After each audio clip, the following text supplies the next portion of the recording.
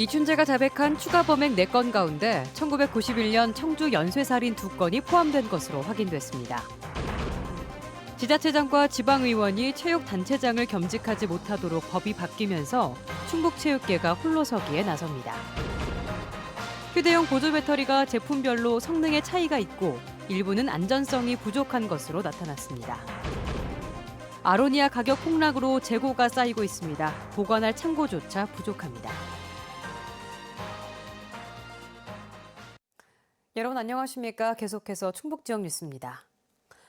아로니아 가격 폭락으로 재고가 쌓이면서 정부와 자치단체가 재고를 폐기하는 농가를 지원해주기로 결정했습니다. 하지만 지원금이 적고 이미 폐기한 농가가 많아 농민들은 여전히 반발하고 있습니다. 김대웅 기자입니다. 단양군의 유기농 아로니아 농가. 수확철이 한참 지난 나무에 열매가 달려있고 바닥에도 시커멓게 떨어져 있습니다. 가격이 폭락하고 팔 곳이 없어 수확을 포기한 겁니다. 창고에 가보니 1년 전 수확해 말려놓은 아로니아도 팔리지 않아 잔뜩 쌓여 있습니다. 이 때문에 정부와 지자체는 지난해 재고를 폐기하는 농가에 1kg에 1,688원을 긴급 지원하기로 했습니다. 하지만 농민들은 액수가 너무 적다고 반발하고 있습니다. 정말로 말도 안 되는 가격이고 도대체 뭐 농민을 죽으라고 하는 거나 마찬가지죠. 농민들이 단양군에 폐기하겠다고 신청한 재고분만 200톤.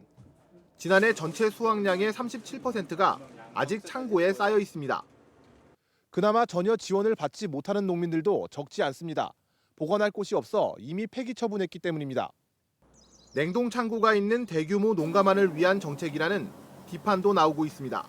지금 같은 경우 재고 기준인데 올해 수확 포기에 대한 산지 폐기라든지 이런 지원이 있으면 여기 소농들에게 혜택이 갈 수가 있는 거죠. 아로니아 재배 농가들은 내일 정부 세종청사 앞에서 집회를 열고 현실적인 대책 마련을 요구할 예정입니다. MBC 뉴스 김대웅입니다. 52개 경기단체를 두고 있는 충북체육계가 창설 73년 만에 홀로서기에 나섭니다.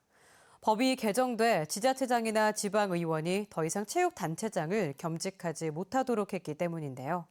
얼마나 정치색을 덜어낼 수 있을지 당장 내년 1월 중순까지 새 수장을 뽑아야 하는 충북체육계는 술렁이고 있습니다. 신미희 기자의 보도입니다.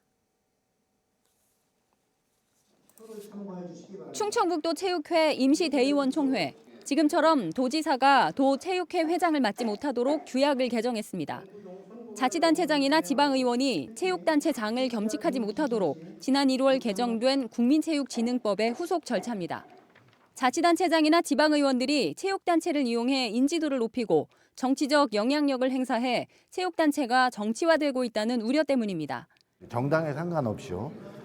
분명히 어떤 체육을 이런 목적으로 두고 최선을 다해줄 수 있는 사람이라면 저는 적극적으로 찬성하는 입장이에요. 그리고 아마 그런 분들이 나와서 열심히 해주신다면 저희들 체육인으로서는 더할 나위가 없이 좋을 수밖에 없죠. 도와 시군체육회는 새 수장을 뽑는 선거 절차에 착수합니다. 52개 경기단체 대의원 300여 명으로 선거인단을 구성해 내년 1월 15일 이전에는 투표로 회장을 선출해야 합니다. 체육회는 걱정입니다. 만약에 이게 선거에서 한 사람이 돼. 그럼 이쪽 밀었던 사람들하고는 또 갈등이 또 될 수밖에 없잖아요. 그럼 체육계가 다시 통합시키기 3년 배는 안 되는데 다시 또 분열되고 갈등하고. 재정을 지자체에 의존하고 있는 형편이어서 선출된 민간인 회장과 지자체장과의 정치적 색깔이 다를 경우도 변수입니다. 73년 만에 홀로서기에 나선 충북체육회. 사상 처음으로 전국체전 6위를 달성한 충북체육이 더 앞으로 가느냐, 한 발 후퇴하느냐 기로에 서 있습니다. MBC 뉴스 신미입니다.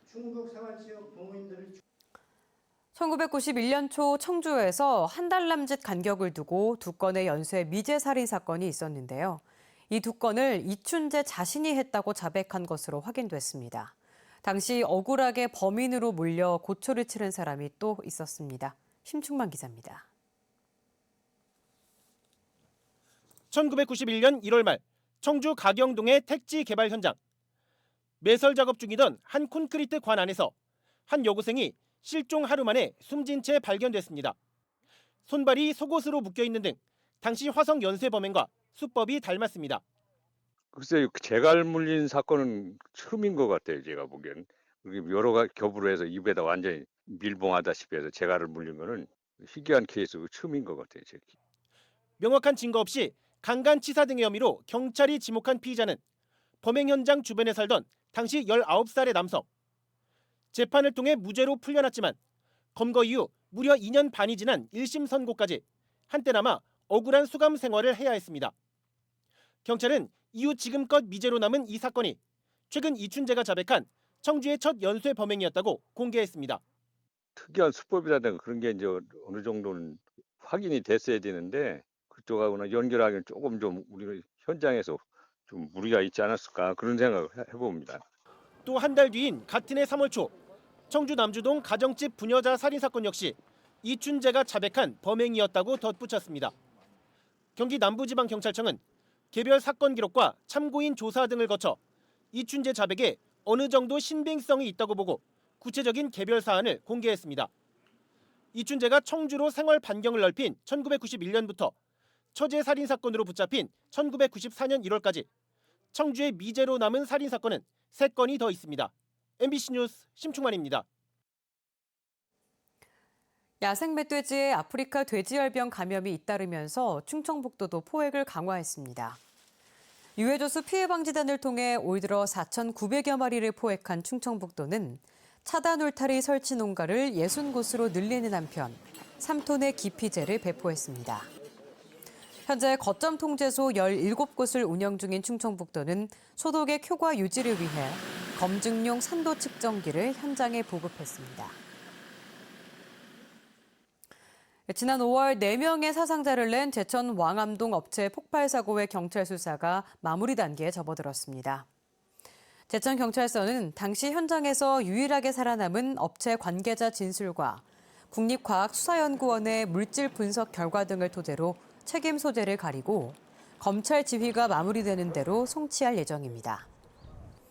폭발이 나는 업체는 협력 관계인 대기업 LG화학의 실험 요청에 따라 장소와 장비, 인력 등을 지원했다는 입장을 LG화학은 참관인 자격으로 참여했다고 주장하면서 양측이 대립해왔습니다.